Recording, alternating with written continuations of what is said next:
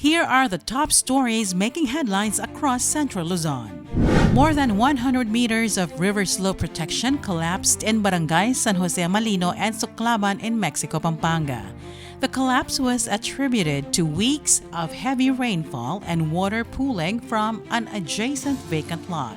Authorities are assessing the damage and monitoring the area amid continued rains. Meanwhile, classes were suspended today, August 26, in several areas of Pampanga due to severe weather and flooding.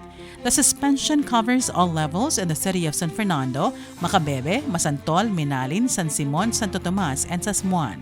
Select schools in Napalitan, Mexico also suspended classes along with all campuses of Pampanga State University. Police visibility and security measures have been intensified in schools across Central Luzon following recent incidents of violence nationwide. Authorities are conducting student bag inspections and increasing police presence in schools in Pampanga, Tarlac, Nueva Ecija, Bulacan, and Aurora. School officials and law enforcement agencies are coordinating to ensure the safety of students and personnel. Malacanang says it is open to banning certain social media platforms or gaming applications if these are found to pose serious safety risks or fail to address harmful content. The statement followed a recommendation from the Cybercrime Investigation and Coordinating Center regarding Facebook after the recent tragedy at Ateneo de Zamboanga University.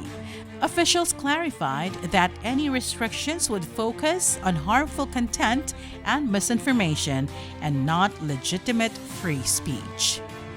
A basketball game in San Jose del Monte, Bulacan was disrupted after attendees began chanting, "Too big," to protest ongoing water service interruptions.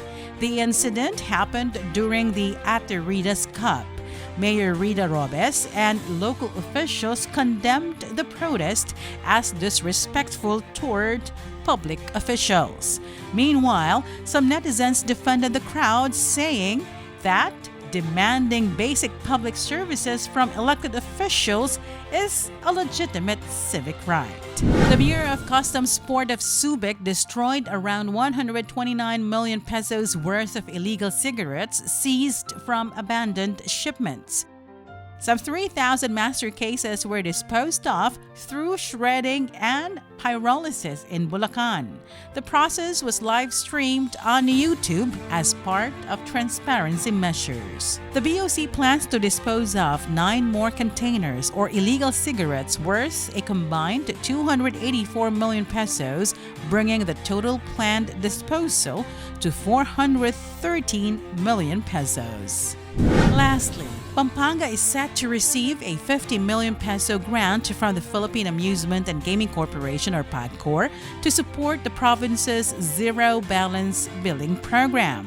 The funds will be used at the Pampanga Provincial Hospital in Clark to cover the full hospital bills of qualified residents.